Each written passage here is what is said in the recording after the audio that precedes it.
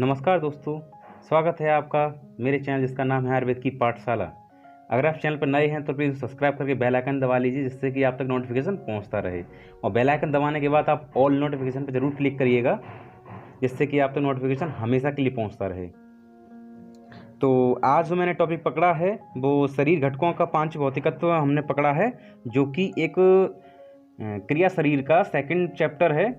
ठीक है, तो मुझे क्यों ये पढ़ाने की ज़रूरत पड़ रही है, क्योंकि मुझे ऐसा लगता है कि ये एक बेस है और इसको तैयार करना चाहिए सबको, जिससे कि आपको नॉलेज ये चीज़ हो सके पंच महाभूत के बारे में और त्रिदोष के बारे में, दोषों के पूरी तरह आपको पता होना चाहिए, धातुओं के बारे में। क्योंकि ऐसा है, अगर इसका बेसिक आपको नॉलेज नहीं होता है तो आगे चल के बहुत प्रॉब्लम्स क्रिएट होती हैं। तो ये बिल्कुल पता होना चाहिए सबको। तो मैंने इसीलिए इसी कड़ी में आप ये वाला मैंने चैप्टर पकड़ा है आज। तो हम आज इसके बारे में कंसल्ट करेंगे। तो पूरी वीडियो के साथ बने रहिएगा, जिससे कि आपको पूरी अच्छी तरह समझ में आ सके आखिर है क्या चीज़। ये जो घटक हैं पांच भौतिकत्व के, तो कौन कौन से हैं। तो चलिए देखते हैं आज का ये चीज़ लेक्चर। Let us start. तो बिना देरी करते हुए तो देखिए, दोषों का पांच भौतिकत्व संगठन। तो दोषों का पांच भौतिक संगठन क्या है, तो बिल्कुल पढ़ लेते हैं। पहले हिंदी, फिर उसके बाद मैं श्लोक पढ़ के आपको स्प्लिट करके दिखाऊंगा और बताऊंगा उसका क्या मीन्स है। तो सर्वद्रव्यम पांच भौतिकत्व सिद्धांत के अनुसार सभी द्रव्य पांच भौतिक होते हैं। दोष, धातु, मल, आपको पता होगा त्रिदोष होते हैं। कितनी धातु? सब धातु होती हैं। कितने मल होते हैं? त्रिमल होते हैं। ठीक है, जो शरीर के उपादान हैं, वे भी पंच महाभूत से ही निर्मित। आपको भी पता होगा कि बिना पंच महाभूत के कोई भी चीज़ का निर्माण संभव ही नहीं है। इस प्रकृति में कोई भी चीज़ बिना पंच महाभूत के बनी ही नहीं है। तो आपको बिल्कुल दिमाग में ये चीज़ बिठा लेनी है। तो किसी द्रव्य की उत्पत्ति हेतु अन्य महाभूतों की अपेक्षा होती है। कोई महाभूत अकेला द्रव्योत्पत्ति हेतु समर्थ नहीं होता। चलिए अब देखते हैं क्या चीज़ है, क्या श्लोक है। तो हम सिंपली श्लोक पढ़ लेते हैं। तो श्लोक पढ़ते हैं। तो देखिए, वायव आकाश धातुभ्याम वायु आग्नेयम पित्तम अम्ब पृथ्वीभ्याम श्लेष्मा। तो जैसा कि इसमें समझ में आ रहा होगा, अगर नहीं आ रहा है तो कोई बात नहीं, आप पहले हिंदी पढ़िएगा, जिससे कि आपको और से समझ में आ सके। ठीक है, तो अष्टांग संग्रहकार वृद्ध भागवत, दो भागवत हुए हैं। ठीक है, दो भागवत हुए हैं, एक लघु और एक वृद्ध। ठीक है, वृद्ध मतलब बड़ा। तो ने दोषों के पांच भौतिकत्व प्रकाश डालते हुए कहा है कि वायु और आकाश महाभूत बात को। ठीक है, कौन कौन? वायु और आकाश। तो वायु आकाश क्या करते हैं? महाभूत बात को, और अग्नि महाभूत पित्त को। ठीक है, और जल एवं पृथ्वी महाभूत श्लेष्मा। ये चीज़ आप एक काम करिए, अभी कॉपी पेन उठाइएगा और बिल्कुल लिख लीजिए इसको कि वायु और आकाश क्या करते हैं? बात, अग्नि महाभूत पित्त, जल और पृथ्वी श्लेष्मा अर्थात कफ को उत्पन्न करने में सहायक होते हैं। यद्यपि प्रत्येक दोष की उत्पत्ति में पंच महाभूत का योगदान होता है, तथापि जिस महाभूत का प्राधान्य होता है दोष उसी से पहचाना जाता है। सीधी सी बात है, आपको भी पता होगा त्रिदोष हैं। अगर त्रिदोष में जिसका प्राधान्य जो प्रधान होगा, तो उसी दोष का क्या कहेंगे हम? इस दोष की दृष्टि हुई है यहाँ पे। ठीक है, तो दृष्टि हम लोग वहाँ से पहचानेंगे या उसको पहचानेंगे कौन सा दोष वहाँ पे। सीधी सी बात है, जिस जगह जहाँ जो चीज़ ज़्यादा होगी उसी को तो हम कहेंगे कि वो चीज़ वहाँ ज़्यादा है। तो इस तरीके करके हम इसको बताएंगे। तो चलिए आगे बात करते हैं। उक्त प्रकरण में वाग्भट्ट द्वारा महाभूतों को धातु शब्द से वर्णित किया गया है। ठीक है, महाभूतों को धातु शब्द से वर्णित किया गया है। यहाँ पर महाभूतों हेतु प्रयुक्त धातु शब्द शक्ति स्वरूप प्रदर्शनार्थ हैं, अन्यथा अमूर्त से मूर्त की उत्पत्ति का प्रश्न ही नहीं उठता है। यह शक्ति और प्रभाव से संपन्न होने वाली क्रिया है। तो आगे चल के देखते हैं क्या एक इन्होंने एक और जो सुश्रुत संहिता ने क्या लिखा है। तत्र वायोरातव्य बात्मा पित्तम आगण्यम श्लेष्मा सौम्यति। तो देखते हैं किस तरीके से सुश्रुत संहिता के उक्त सूत्र का टीका करते हुए डल्लर ने वायु की वायु से, पित्त की अग्नि से और कफ की सोम जल की उत्पत्ति बताई है। ठीक है, तो चक्रपाणी ने भी अन्यत्र यही मत व्यक्त किया है। तो चलिए आज इसको देख लेते हैं किस तरीके से। देखिए, पहले मैं आपको वही चीज़ दोबारा दिखा दूं कि वायु एवं आकाश से क्या वात, और अग्नि महाभूत से पित्त, और जल एवं पृथ्वी से श्लेष्मा। तो पहले तो ये चीज़ याद कर लीजिए, वायु वायु आकाश से वात, ठीक है। आपने वायु वायु लिखा था ना नीचे, अभी देखिएगा। तो चलिए इसमें थोड़ा कंपैरिजन कर लेते हैं। तो आपको ये चीज़ टेबल बिल्कुल याद कर लेनी है, बहुत इंपॉर्टेंट टेबल है, आपको बिल्कुल ही याद कर लेनी है इसको, ठीक है। अष्टांग संग्रह ने क्या कहा, मैंने अष्टांग में ऊपर बताया था, वायु आकाश वात, अग्नि पित्त, जल पृथ्वी कफ, ठीक है। अब आपको ये चीज़ याद होनी चाहिए। तो पहले अष्टांग संग्रह की बात हो गई, फिर सुश्रुत संहिता की बात करते हैं। तो वायु से वायु, पित्त से अग्नि, कफ से सोमरस, कुछ याद आ रहा है, सोमरस या सोमजल, ठीक है। तो अब चक्रपाणी ने क्या कहा है, वात से वायु, तो पित्त से अग्नि, और कफ से जल जो कि सोम, ठीक है। तो इस तरीके के हमको कुल याद रखना है। तो चलिए आगे बढ़ जाते हैं। धातुओं के पांच भौतिक संगठन। तो शरीरस्थ धातु एवं उपधातुओं भी अन्य शरीर घटकों के समान पंचभूतात्म होती हैं। इसमें रस को आप्य, बहुल, बहुल मीन्स प्रधान होता है, ठीक है। रस को आप्य बहुल, रक्त को तेजोजलात्मक, मांस को पार्थिव, मेद को जल तथा पृथ्वी बहुल, अस्थि को पृथ्वी, अनिल एवं तेज बहुल, और मज्जा तथा शुक्र को जल प्रधान बताया गया है। चलिए अभी इसमें थोड़ा कन्फ्यूजन लग सकता है, लेकिन अभी देखिए आगे जो आने वाला है तो उसमें आपको पूरी तरह पता पड़ जाएगा क्या है आखिर ये। तो आगे चल के देखते हैं। तो ये चीज़ यहाँ से देखिए बताई गई है। सुश्रुत ने रक्त के पंचभौतिकत्व को पृथक से स्पष्ट करते हुए कहा है कि विस्तृता द्रवता राग स्पंदनम लघुता तथा भूम्यादीनाम गुणा होते दृश्यते चात्र सोडिते। तो इसमें देखिए किस तरीके से रक्त में विद्यमान विस्तृगंध, मतलब जो आम गंध जो कहीं से भी आती है, जो गंध उसको जब भी कोई भी चीज़ है तो उसकी एक अलग स्मेल होती है। तो आम गंध पृथ्वी महाभूत के कारण होती है, ठीक है। आपको क्या कर, जब भी कहीं की किसी गंध होगी, आपने देखा है कि एक सूखी हुई मिट्टी और एक गीली मिट्टी की जो गंध होती है वो अलग अलग होती है। तो वो कौन से महाभूत के कारण होती है, पृथ्वी महाभूत के कारण। आपको ये चीज़ याद कर लेनी है। तो तभी मैं कह रहा हूँ पूरी वीडियो एक बिल्कुल मिस मत करिएगा, आराम आराम से देखिएगा, सुनिए मेरी मैं क्या कह रहा हूँ, इसको देखिएगा। और रक्त में विद्यमान द्रवत्व जल, रक्त में विद्यमान द्रवत्व जल महाभूत से राग अर्थात रक्तता, अग्नि महाभूत से स्पंदन चलन, वायु महाभूत एवं रक्त में विद्यमान लघुता आकाश महाभूत के कारण होती है। इसी प्रकार उपधातु के अंतर्गत स्तन्य को जल बहुल, आर्तव को आगन्य तथा गर्भ को अग्निसौमीय बताया गया है, ठीक है। तो इस तरीके से इसको दिया गया है, बिल्कुल बहुत आसान है। थोड़ा सा एक बार रिवीजन मारिएगा इसका, तो बहुत आसानी से आपको याद हो जाएगा, कुछ भी नहीं है इसमें, ठीक है। थोड़ा सा इसमें केवल पढ़ने का वो है, और ज़रूरी नहीं है आप श्लोक इसका याद करें, श्लोक याद करने का कोई नीड नहीं है, ठीक है। तो आपको थोड़ा सा ये चीज़ ज़रूर याद करनी है जो मैं बताने वाला हूँ।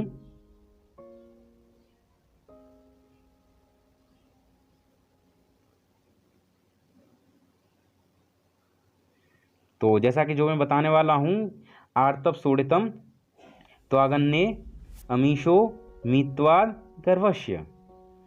तो ये एक कहने का मतलब कोटेशन एक है, इसको चाहें तो आप याद कर सकते हैं, कोई ऐसा कोई हार्ड एंड फास्ट नहीं है क्योंकि ये आती नहीं है। तो चलिए आगे बढ़ते हैं। धातुओं के पंच भौतिकत्व की तुलनात्मक सारणी, क्योंकि मैं बताऊं इस चैप्टर में सारणियाँ बहुत ज़्यादा हैं और यही पूछे जाते हैं कंपैरिजन के लिए। कंपैरिजन का मतलब ये है कि जब अंतर पूछे जाते हैं तो वो 5 नंबर या 2 नंबर में आता ही आता है, तो आपको इसको याद कर लेना है। तो जैसा कि मैंने धातु आपको बताई थी, रस रक्त मांस में अस्थि मज्जा शुक्र आपको दिखाई पड़ रही होगी, तो फिर भी मैं आपको बता दूं जो कि ये है, तो आपको ये दिख रही होगी।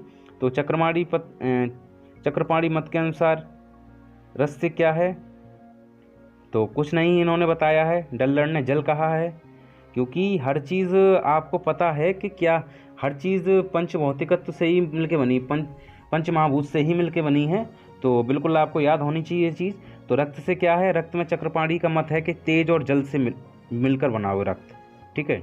एक रक्त में तेज होता है और जल तो आप समझ ही रहे हैं, रक्त जल से ही निर्मित है, और डल्लर ने इसी को तेज को अगर कहा जाए तो अग्नि कह दिया है।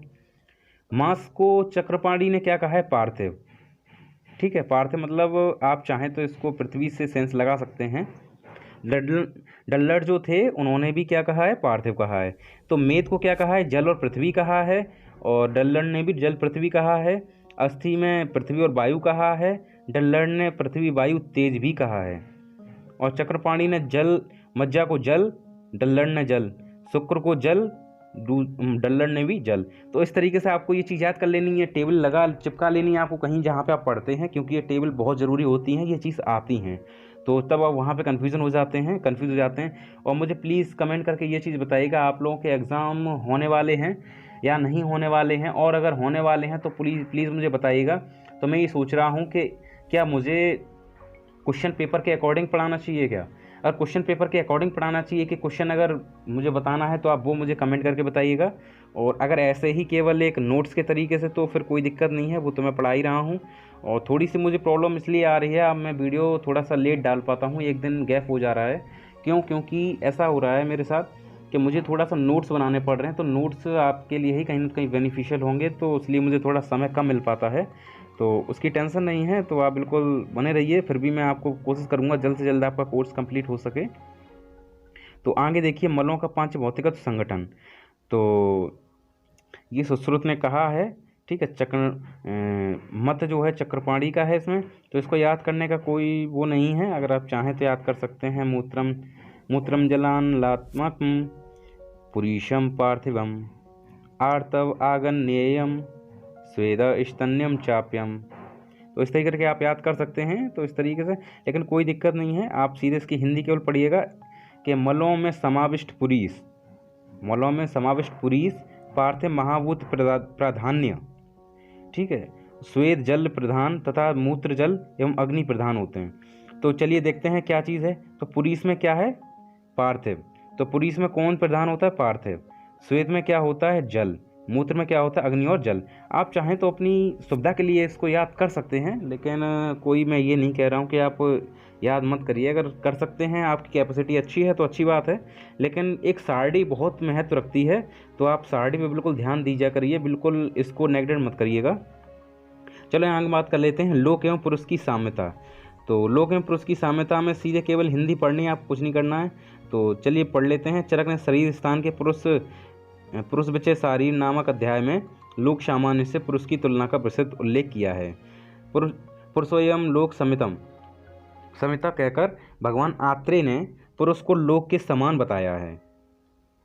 और जो आगे चलते हैं, इस लोक में जितने भी मूर्तिमान स्वरूप वाले भावों के भेद हैं, उतने ही जीव शरीर में भी हैं। इसी प्रकार जितने भाव विशेष पुरुष में हैं, उतने ही भाव लोक संसार में भी विद्यमान हैं।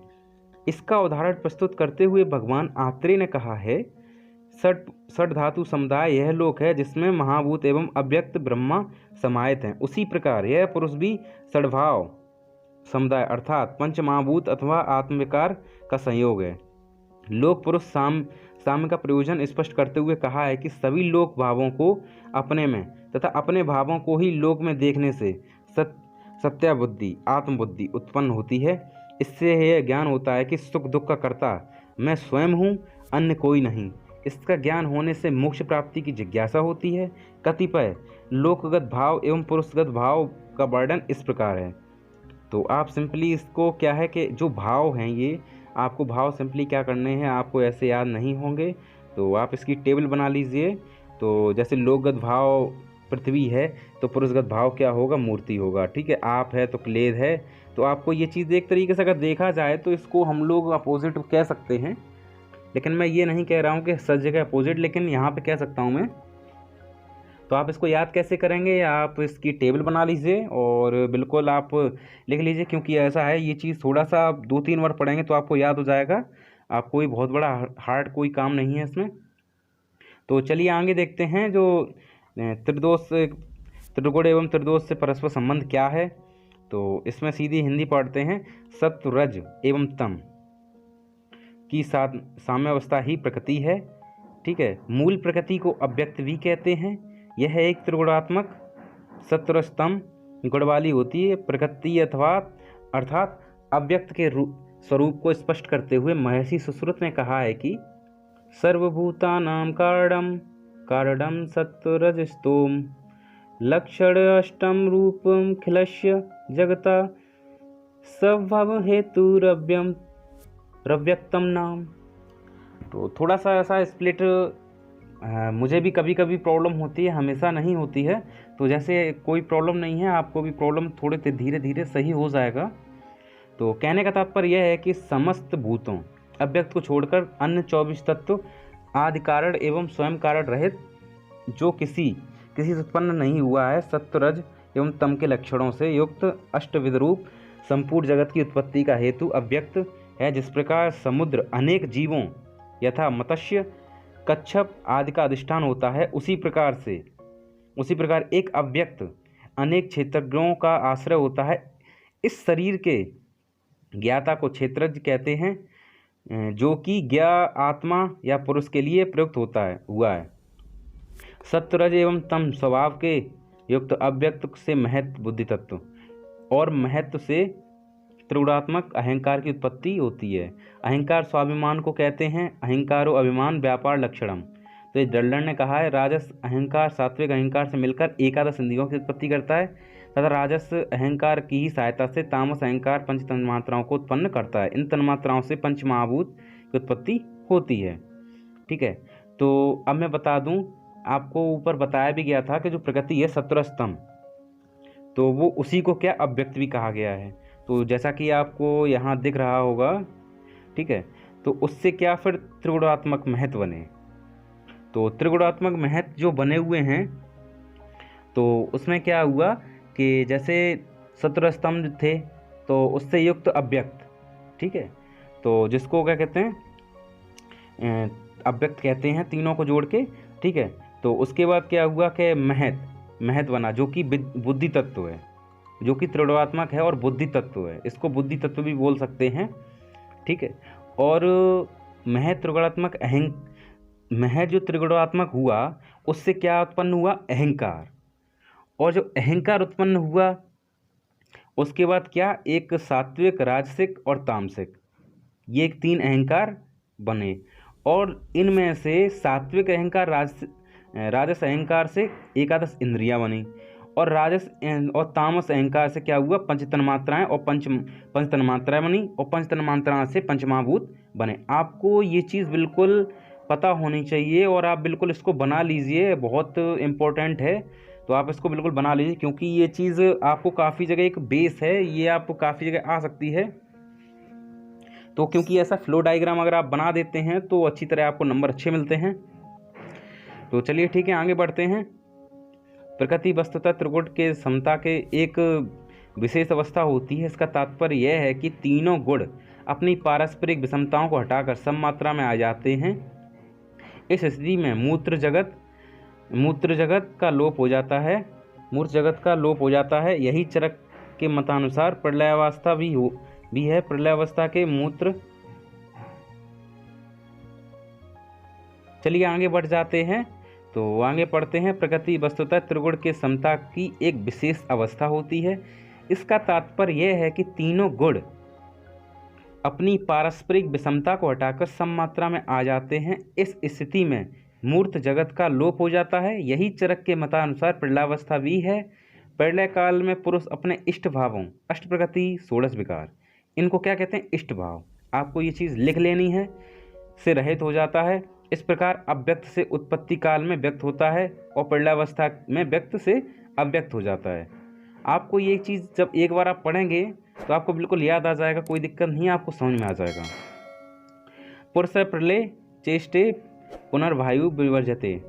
तो जब इन तीनों की साम्य अवस्था में विक्षोभ हलचल होता है तो ये न्यूनाधिक विषमता को प्राप्त होते हैं। तब पृथक स्थिति में आकर इस सृष्टि का निर्माण करते हैं। इस प्रकार ये तीनों इस सृष्टि के चेतन अचेतन स्थूल सूक्ष्म सभी में व्याप्त रहते हैं। त्रिगुण की कुछ विषमताएं भी होती हैं। जगत में प्रत्येक सत्ववान पदार्थ में ये तीनों सम्मिलित रूप से हैं, एक दूसरे के साथ रहते हैं। इनकी सममात्रा विद्यमान नहीं रहती, ये न्यूनाधिक मात्रा में साथ रहते हैं। ये पृथक पृथक नहीं रह सकते और परस्पर एक दूसरे को पराभूत भी करते हैं। इनमें न्यूनाधिक होने की क्षमता के कारण ही कभी सत्व की प्रधानता होती है, कभी रस एवं तम की प्रधानता होती रहती है। तो देखिए इसमें आगे मैं बताऊँ आपको, ये जो श्लोक दिया है जो कि ये वाला, तो कोई दिक्कत नहीं है, इसमें केवल आगे बढ़ना है, जस्ट केवल हमें एक पॉइंट एक वो लेना है, केवल पॉइंट देखना है क्या है क्या नहीं। तो सत्वगुण की अगर बात करते हैं, हाँ पहले मैं ऊपर बता दूं, इस सृष्टि में 3 प्रकार के मानस या स्वभाव वाले पुरुष का वर्णन किया गया है, जो सतोगुण, रजोगुण, तमोगुण होते हैं। अन्य द्रव्यों के समान मन को भी त्रिगुणी कहा गया है। पहला क्या है, सत्वगुण। तो सत्वगुण की अगर बात करते हैं तो निर्मल प्रकाश स्वरूप और निर्विकार होता है। तो सत्वगुण कौन, इसमें क्या क्या है इसके, मतलब अगर कहा जाए तो इसकी क्वालिटीज़ क्या क्या होती हैं, निर्मल होता है, प्रकाश स्वरूप होता है, निर्विकार होता है, अतः मन को भी निर्मल, ज्ञानवान, विकार रहित कर आनंदपूर्ण कर देता है। तो सत्वगुण प्रधान एवं सात्विक प्रकृति का व्यक्ति विज्ञान संपन्न, काम, क्रोध, लोभ, अहंकार से रहित, ओजस्वी, पवित्र, मैत्री भाव वाला, आस्तिक आदि विशेषताओं से युक्त होता है। उक्त गुणों के आधार पर महर्षि चरक ने सात्विक प्रकृति के 7 वेदों का उल्लेख किया है, यथा ब्रह्मा, आर्ष, ऐन्द्रिय, याम में बारुड़, कौबेर, गांधर्व। तो अब चलिए बात करते हैं रजोगुण की। तो रजोगुण की अगर बात करते हैं तो इसमें पढ़ लेते हैं, रागात्मक अर्थात असात्मीय, तृष्णा या विषायक्त होता है। यह मनुष्य को कर्म करने हेतु प्रेरित करता है। रजोगुण की प्रधानता होने पर मनुष्य में लोभ, कार्य करने की अति प्रवृत्ति, नाना प्रकार की कामनाएं उत्पन्न हो जाती हैं। और राजस प्रकृति के व्यक्ति लोभ, दंभ, क्रोध, ईर्ष्या, द्वेष एवं अहंकार से युक्त होते हैं। चरक के अनुसार इसके 6 भेद आसुर, राक्षस, पैशाच, सर्प, प्रेत, शाकुन बताए गए हैं। ठीक है, तो रजोगुण नहीं होना चाहिए हमारे अंदर, थोड़ा सा समझ में आ रहा होगा। तो तमोगुण की बात करते हैं। तो तमोगुण की अगर बात करते हैं तो देखते हैं इसमें क्या है। यह प्रकृति का जड़ता मूलक भाव है। यह अज्ञानता को उत्पन्न करता है। यह प्राणी को मूढ़ बनाकर प्रमाद, आलस्य एवं निद्रा में आसक्त कर देता है। ठीक है, तो आप अपने हिसाब से अनुमान लगा सकते हैं कि आपके अंदर कौन सा गुण है, सत्वगुण है, रजोगुण है या तमोगुण है। ठीक है, तो किसी व्यक्ति विशेष से मैं बात नहीं कर रहा हूँ, थोड़ा सा देख लीजिएगा इसको। तो आगे चलिए देखते हैं। तामस प्रकृति के व्यक्ति में विषाद, नास्तिकता और अधर्मशीलता, अकर्मण्यता, दुर्बुद्धि, अधिक निद्रा आना आदि गुण होते हैं। तामस प्रकृति के भेदों में पार्श्व, मात्स्य, वानस्पत्य वर्णित किए गए हैं। ठीक है, तो चलिए इसमें कुछ नहीं है, आगे बढ़ते हैं। ये चीज़ एक बहुत वो है, ब्रीफ है थोड़ी सी, क्योंकि इसके बारे में अध्ययन किसी ने कुछ कहा है, किसी ने कुछ कहा है, तो आप थोड़ा भ्रमित भी हो सकते हैं। लेकिन फिर भी मैं कहूँगा आप इसको एक बार कहानी की तरह पढ़ लीजिए, क्योंकि मैं नहीं चाहता हूँ कोई चीज़ आपकी छूटे, तो इसको एक बार कहानी के लिए पढ़ लीजिए। चले हम भी पढ़ लेते हैं, वरना कहेंगे आपके पूरा नहीं आपको पढ़ाया, बीच में कट कर दिया। तो चलिए आगे पढ़ लेते हैं। सत्व, रज, तम का कार्य एवं प्रभाव क्षेत्र मन है, जो अत्यधिक सूक्ष्म होता है। सत्व के प्रकाशवान होने के कारण चिकित्सा में केवल रज और एवं तम ही दोष माने गए हैं। यह दोष मन तक ही सीमित न रहकर शरीर के उपादान दोषों में भी संश्लिष्ट रहते हैं। त्रिदोष पर इनके प्रभाव के संदर्भ में आयुर्वेदी आचार्यों का मत है कि यद्यपि त्रिदोष में तीनों गुणों का प्रभाव रहता है, परंतु वात में राजस, पित्त में सत्व एवं कफ में तमोगुण की प्रधानता रहती है। इस प्राबल्य के कारण ही वात क्रियाशील, पित्त सत्व ज्ञानवान तथा कफ जड़ता स्थैर्ययुक्त होता है। इन गुणों के कारण ही नाना प्रकृतियों के पुरुष में विभिन्न विशेषताएं पाई जाती हैं। विभिन्न प्रभावित व्यक्तियों में सत्व बाहुल्य के गुण उत्पन्न होते हैं। उसमें मेधा, स्मृति, तेजस्विता आदि गुणों का प्राधान्य होता है। वात प्रभावित राजस के कारण स्फूर्ति, कर्मण्यता आदि तथा कफ प्रभावित तम के कारण स्थिति में स्थिरता, धैर्य, गांभीर्य, दृढ़ता आदि लक्षण प्रकट होते हैं। यहाँ यह देने योग्य बात है, सत्व, रज, तम का उत्तम प्रभाव त्रिदोष पर। देखिए उन्होंने भी यही चीज़ कहा है कि ध्यान देने योग्य यही बात थी, प्रभाव त्रिदोष पर दोषों के प्राकृत अवस्था तक रहता है। विकृत आने वाली इनमें भी परिवर्तन दिखाई देते हैं।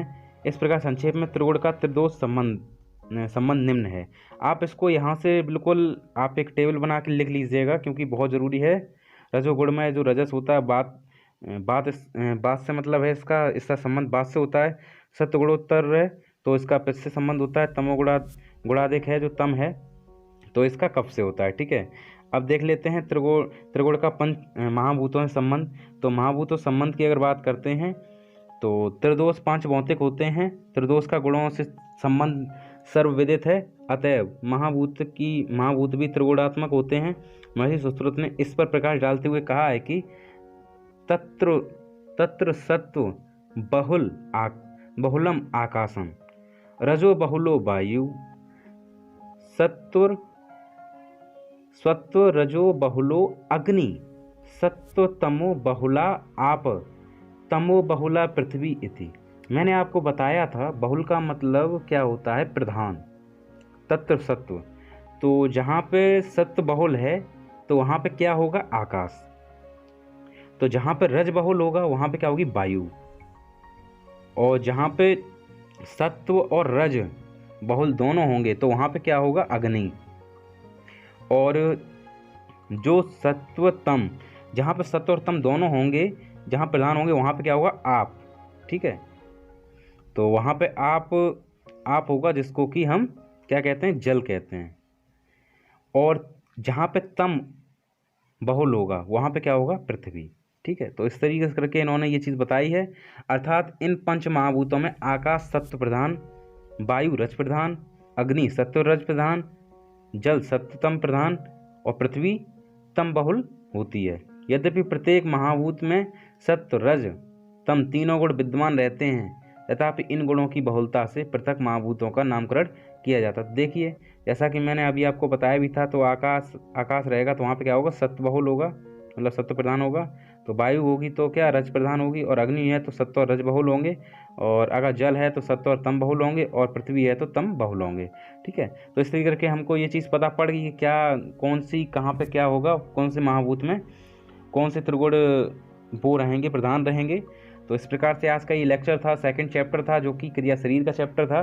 तो प्लीज़ अगर आपको ये वीडियो अच्छी लगी हो तो प्लीज़ इसको लाइक कमेंट करिएगा और दोस्तों से शेयर करिएगा, जिससे कि लोगों की तैयारी हो सके जल्द से जल्द। और कोशिश मेरी जल्दी से जल्द रहेगी, जल्द से जल्द वीडियो आ सकें और भी। तो अगर आप चैनल पर नए हैं तो प्लीज़ सब्सक्राइब करके बेल आइकन दबा लीजिए, जिससे कि नोटिफिकेशन आप तक पहुंचता रहे। और प्लीज़ जब आप बेल आइकन दबाइएगा तो ऑल नोटिफिकेशन ज़रूर दबाइएगा, जिससे कि आप तक नोटिफिकेशन पहुंचता रहे। और अगर आप मेरे पुराने सब्सक्राइबर हैं तो प्लीज़, इसमें सब्सक्राइब तो आपने कर ही रखा है, लेकिन प्लीज़ आप देख लीजिएगा इसको कि आपने क्या नोटिफिकेशन दबा रखा है। नोटिफिकेशन दबाने के बाद ऑल नोटिफिकेशन पे आपने क्लिक कर रखा है, क्योंकि मैं नहीं चाहता कि कोई भी अपडेट आप तक ना पहुंच पाए और नोटिफिकेशन नहीं पहुंच पाए।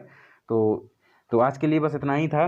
तो प्लीज़ आप मेरा सपोर्ट करिएगा, थोड़े दोस्तों के साथ शेयर करिएगा, क्योंकि अगर आप लाइक कमेंट करते हैं थोड़ा अच्छा लगता है। और जो लोग कर रहे हैं कमेंट, उसके लिए हार्दिक धन्यवाद मेरी तरफ से उनके लिए, क्योंकि थोड़ा अच्छा लगता है कि आप थोड़ा सा हमें भी कॉर्पोरेट करते हैं और थोड़ा अच्छा लगता है कि और भी वीडियो लाने का। तो अगर जो वीडियो नहीं आ पाते हैं उसके लिए क्षमा है मेरी तरफ से आपको, लेकिन हमेशा मैं क्षमा नहीं मांगूंगा, परेशान मत होइएगा, वीडियो लेके आऊँगा। जैसा कि आपको लग रहा होगा कि मैं हमेशा यही कह देता हूँ, तो ऐसा नहीं है कुछ, मैं कोशिश कर रहा हूँ जल्द से जल्द वीडियो ला पाऊँ आपके सामने। ठीक है, तो आज के लिए बस इतना ही था। तो प्लीज़ आप मेरा सपोर्ट करिएगा, थोड़ा सा लोगों के साथ शेयर करिएगा, क्योंकि इस समय मेरा चैनल बहुत छोटा है और मैं मेहनत काफ़ी कर रहा हूँ इसके ऊपर। तो हो सकता है भविष्य में क्या होता है पता नहीं, लेकिन प्लीज़ इसको थोड़ा सा स्प्रेड करिएगा, अपने दोस्तों के साथ शेयर करिएगा, जिससे कि हमारी थोड़ी सी मेहनत जो रंग लाए और किसी का भला हो सके। तो आज के लिए बस इतना ही, मुझको दीजिए इजाज़त। आज के लिए धन्यवाद।